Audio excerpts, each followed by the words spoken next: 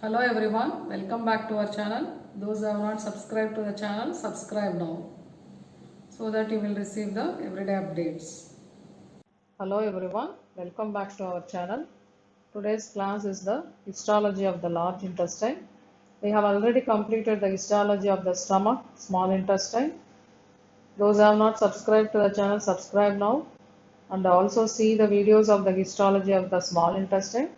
Then you see the histology of the large intestine. Then you can understand the difference between these two histology. Now we will start this today's class. Large intestine extends from the distal end of the ileum to the anus, as you all know, and it's about 1.5 centimeter long. We will see the special features of the large intestine should have learned in the gross anatomy, tinea coli, saculations, and appendices epiploidy. So these three are the distinguishing features of the large intestine. Even in the surgeries, if you are doing surgery in the abdomen, if you have a coil of intestine in your hand, you should identify whether it is a small intestine or large intestine. These three are the gross anatomical features of the large intestine. So with this only we can identify what is in your hand is small intestine or large intestine. So these three features give the modification in the histology of large intestine also. How it differs from the small intestine, you should have learned in the histology of small intestine, peculiar features of the histology of small intestine. If you are given the slide of the small intestine, peculiar feature is this plica circularis and the villi. So these two are not present in the large intestine. So these two differentiate the slide of the histology of large intestine from the slide of the histology of the small intestine. So these plica circularis and villi are absent in the large intestine histology. Now we will see the special features of the large intestine. This special features, before we see, it has four layers, same as that of all the parts of the GIT. So mucosa, submucosa, muscularis externa and serosa. Same as other parts of the GIT, it has all the four layers. So that is the common feature of the GIT. So for every slide of GIT, we have to know the common features and special features. If you present your answer like that also, it will be very good presentation.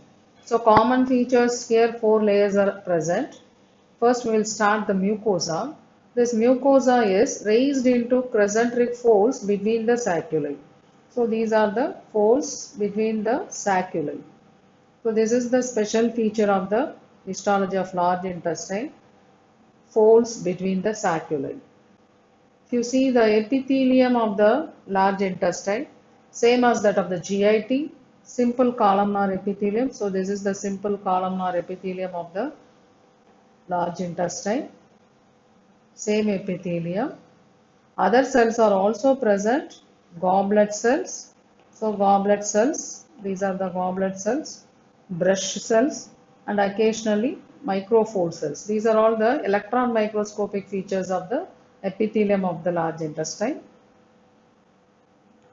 So this epithelium, the cells are peculiarly present in the peculiar features, and the peculiar features of the cells of the epithelium are the electron microscopic features given in the Gray's Anatomy, or that the cells and their details. So you would just try to follow in all my histology classes, will be very useful for you. So these columnar cells are most numerous of the epithelial cell types. They are responsible for the ionic exchange and water absorption of the function of large intestine. It has apical microvilli if you see under electron microscope, but they are very shorter and less regular than that of the small intestine. It contains apical granules. So these are all the features only in the electron microscope. The apical granules rich in the mucins and IgA. Then we will see the brush cells, an infrequent type of the columnar cell. It contains large microvilli than that of this epithelia. So that is the difference between this protein epithelium and this brush cells. Goblet and microfold cells. Goblet cells, you should know, it is the same like the peck shaped, inverted peck shaped, and contains the numerous granules full of mucins. Then the lamina propria, dense irregular content. So this is the lamina propria. It contains dense irregular connective tissue, and the intestinal glands crypts are present. These crypts are crypts of Liverpool. They are longer and more numerous, closer together than that of the small intestine. So the crypts are present in large intestine. Only plica circularis and villi are not present. Openings of the crypts are cribriform in appearance to the surface. So these are the crypts.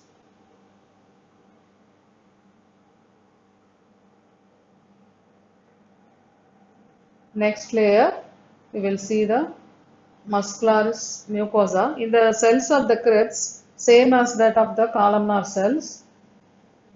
So this is the one cut end of the crypts. So they have the same as that of the cells of the cells of the epithelium, but no Paneth cells. Paneth cells are the peculiar feature of the small intestine. They are not present in the large intestine. Muscularis mucosae, it is present inner circular and outer longitudinal. Submucosa has the same feature of the like that of the other GIT. So this is the submucosa. Muscularis externa contains the inner circular. So this layer is the muscularis externa, inner circular and the outer longitudinal layer. This longitudinal layer are aggregated as three bands. They are only called as the tinea coli. Serosa contains subserous loose connective tissue and also appendices epiplaci. They are the present in the serosa. That is again the special feature of the large intestine. So this finishes the histology of large intestine. You have to read the histology of small intestine and large intestine. Compare and contrast the histology of small intestine and large intestine. That will be useful for you. Those who have not subscribed to the channel, subscribe now and receive the continuation of the histology.